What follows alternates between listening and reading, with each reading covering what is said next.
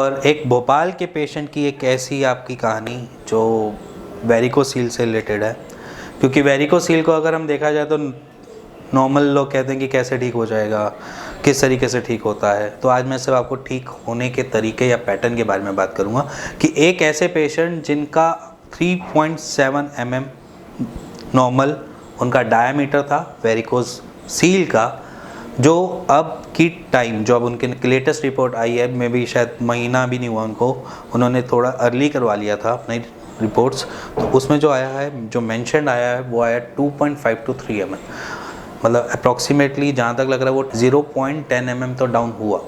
अब 0.10 mm with in a month हमने उनको रिस्पॉन्ड देख लिया जो उनकी तरफ से हमारे पास आया। अब यहाँ पर एक और प्रॉब्लम थी, क्योंकि वेरिकोसील में नॉर्मली हम देखते हैं कि उनको प्रॉब्लम क्या आती है। सबसे पहली प्रॉब्लम आती है पीएमई की, प्री मैच्योर इजैकुलेशन के बारे में, कि जल्दी इजैकुलेट हो जाना। अब जल्दी इजैकुलेट होने की एक प्रॉब्लम उनकी वेरिकोसील से रिलेटेड थी, जो वो धीरे टाइमली सॉर्टेड हो गई। और एक और प्रॉब्लम थी उनको कि एक्चुअली वेरिकोसील, जितनी भी मैंने आपको सामने पहले एक वेरिकोसील के बारे में बताया है, उसमें एक चीज़ ज़रूर बताई है कि वेरिकोसील हुआ कैसे। तो जितने भी पेशेंट्स को कॉन्स्टिपेशन हम अर्ली एजेस में देखते हैं, उनको वेरिकोसील डेवलप हो जाता है। Constipation is a big thing, हम उसको छोटा नहीं समझ सकते। कब्ज़ एक ऐसी चीज़ है जो आपको बहुत सारी बीमारियां दे के जा सकती है और ताउम्र तक आप उससे लड़ते रहोगे, कभी ख़त्म नहीं होगी। तो कब्ज़ जो है, कॉन्स्टिपेशन जो है, वो बहुत बड़ी दिक्कत है जो आज की डेट में हम फेस करते हैं नॉर्मल पेशेंट्स जो हमारे पास आते हैं। अब कब्ज़ की दिक्कत तो थी, अब वो उसको भी सॉर्टेड करना था, क्योंकि इतने लंबे टाइम से तो वो कॉन्स्टिपेशन से लड़ रहे थे। तो हमने मेडिकेशन जो उनको प्रोवाइड कराई, उसमें उनकी वेरिकोसील, कॉन्स्टिपेशन और इसके साथ साथ उनको पीएमई की प्रॉब्लम थी, वो भी सॉर्टेड हुई, प्री मैच्योर इजैकुलेशन।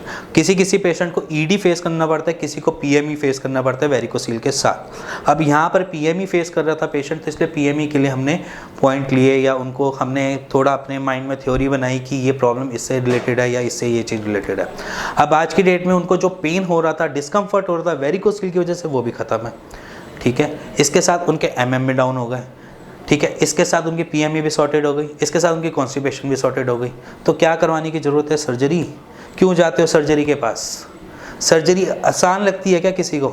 सर्जरी करवाओगे, उसके बाद आप 15-10 दिन या महीने भर आप बेड पे रेस्ट करोगे, उस टाइम की भी अपनी दिक्कत बढ़ाओगे। उसके बाद फिर भी आपको कोई कंसेंट पे साइन नहीं करके देता कि आपको गारंटी है कि कल से आपको वेरिकोसील नहीं होगा, गारंटी कुछ नहीं है, फिर भी आप सर्जरी करवाने जाते हैं। कॉज ऑफ आपको डॉक्टर प्रेशराइज करता है या डराता है। अगर वहाँ पर आपका डर बढ़ गया, प्रेशराइज बढ़ गया, तो वहाँ पर आप क्या बन जाओगे? एक टाइम पे प्रेशर कुकर, उसके बाद एक बारी अपने माइंड में सोचोगे अब तो मेरे को बहुत दिक्कत हो रही है, अब तो मैं सर्जरी के लिए जाऊँ। बट वो चीज़ आप गलत सोचते हो। जो आप घर बैठे बैठे आराम से एक ट्रीटमेंट से अपने वेरिकोसील को ठीक कर सकते हो, वहाँ पर सर्जरी करवाने की ज़रूरत नहीं है। सर्जरी तब रिक्वायरमेंट है जब आपको वहाँ दिक्कत इतनी ज़्यादा बढ़ जाए जहाँ पर इलाज ही ना हो पाए। देखो, किसी को भी चीरना आसान होता है, अगर किसी पे भी कट लगाना है वो आसान है। भरने में कितना टाइम लगता है और चीरने में कितना टाइम लगता है, ये आपके सामने। कभी ना कभी आपको चोट लगी होगी, जब चोट लगी होगी तब आपने देखा जरूर होगा कि चोट लगने में कितना टाइम लगा और भरने में कितना टाइम लगा। भरने में कितना टाइम लगता है? कम से कम 10 से 15 दिन तो भरने में लग जाते हैं किसी भी घाव को। ये तो घाव की बात कर रहा हूँ, वहाँ पर तो आपके टेस्टीज के बीच में से काटा जाता है, उनको निकाला जाता है, उस वेन्स को निकाल के बाहर कर दिया जाता है, जिसमें एम्बोलाइजेशन एक ट्रीटमेंट है, एक सर्जरी का पैटर्न है, जिसमें क्या किया जाता है, आपकी ब्लॉक वेन्स को खोला जाता है। बट वो भी एक छेद जरूर की करते हैं आपकी ऊपर की तरफ, जिसकी वजह से वो ब्लॉकेज निकले।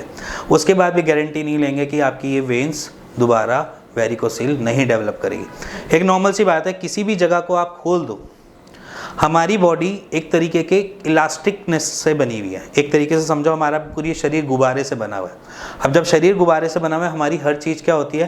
फूलती है और कम भी हो जाती है। कभी देखा है बूढ़े लोगों को झुर्रियाँ क्यों पड़ती हैं?